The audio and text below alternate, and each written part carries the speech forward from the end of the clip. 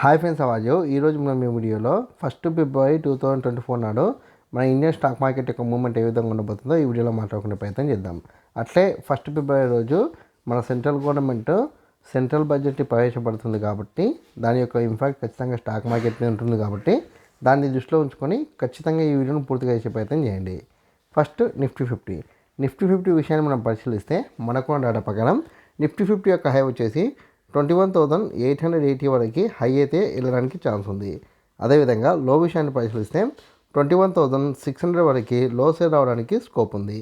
కాబట్టి మీరు 1 ఫిబ్రవరి 2024 నాడు నిఫ్టీ 50ని బేస్ చేసుకొని ఈక్విటీ మార్కెట్లో ట్రేడింగ్ చేసినా సరే లేదా ఆప్షన్ ట్రేడింగ్ చేసినా సరే ఖచ్చితంగా ఈ 2 నెంబర్స్ని దృష్టిలో ఉంచుకునే ప్రయత్నం చేయండి. హై వచ్చేసి 21,880, లో వచ్చేసి 21,600. ఈ 2 నెంబర్స్ మధ్యనే నిఫ్టీ 50 మూవ్మెంట్ అవ్వడానికి ఛాన్స్ ఉంది. దాని తర్వాత మనకున్న మరొక ఇండెక్స్ బ్యాంక్ నిఫ్టీ విషయాన్ని మనం పరిశీలిస్తే మనకున్న డేటా ప్రకారం బ్యాంక్ నిఫ్టీ యొక్క హై వచ్చేసి 46,400 వరకు హై అయితే వెళ్ళడానికి ఛాన్స్ కనిపిస్తుంది. 46,400. అదేవిధంగా లో విషయాన్ని పరిశీలిస్తే 45,700 వరకు లో సేల్ అవడానికి స్కోప్ ఉంది. 45,700. కాబట్టి మీరు 1 ఫిబ్రవరి 2024 నాడు బ్యాంక్ నిఫ్టీని బేస్ చేసుకుని ఆప్షన్ ట్రేడింగ్ చేస్తే ఖచ్చితంగా ఈ 2 నెంబర్స్ని దృష్టిలో ఉంచుకునే ప్రయత్నం చేయండి.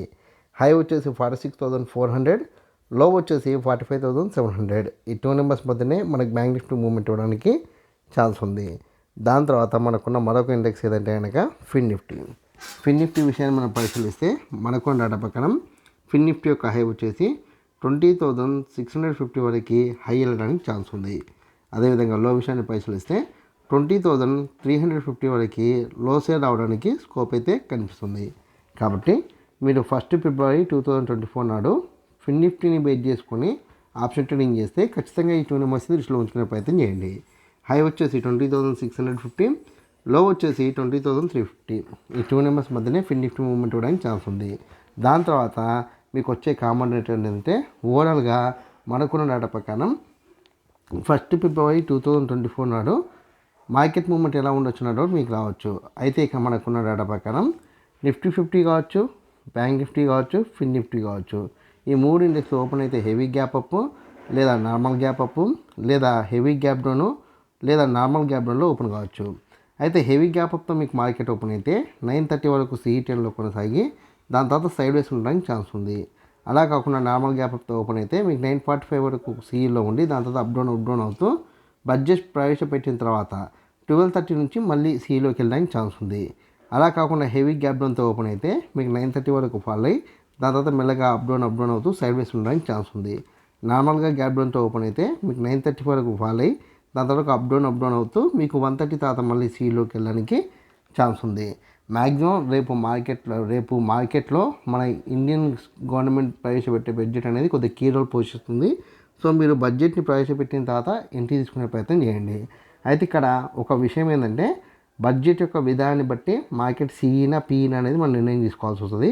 సో బడ్జెట్లో మనకు పారిశ్రామికంగా ఏమన్నా బూస్టింగ్ నిర్ణయాలు ఉంటే కనుక ఖచ్చితంగా మార్కెట్ సిఈలోకి వెళ్ళడానికి ఛాన్స్ ఉంటుంది. లేదు అట్లంత మాత్రంగానే ఉందంటే మార్కెట్ పడిపోవడానికి ఛాన్స్ ఉంటుంది. ఏది ఏమైనా రేపు మార్కెట్ 1 ఫిబ్రవరి రోజు మార్కెట్ డైరెక్షన్ని కన్ఫర్మ్ చేసుకున్నాక ఎంట్రీ చేసుకోండి. అది కొడితే అప్ సైడ్ హెవీగానైనా కొడుతుంది, పడిపోతే హెవీగానైనా ఫాల్ కావడానికి ఛాన్స్ ఉంది. సో ఈ విషయాన్ని దృష్టిలో ఉంచుకొని ట్రై చేసే ప్రయత్నం చేయండి. నా అంచనా ప్రకారం మార్కెట్ రేపు కూడా CEలోకి వెళ్ళడానికి స్కోప్ అయితే ఎక్కువ ఉంది.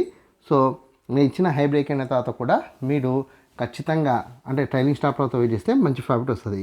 లేదు బడ్జెట్లో మనకు పారిశ్రామికంగా పెద్దగా నిర్ణయాలు లేదు అని అనుకొని ఒకవేళ మార్కెట్ ఫాల్ అవుతుంటే కనుక మీరు PE తీసుకున్నా సరే లో బ్రేక్ అయినాక కూడా మార్కెట్ ఇంకా పడిపోవడానికి ఛాన్స్ ఉంటుంది.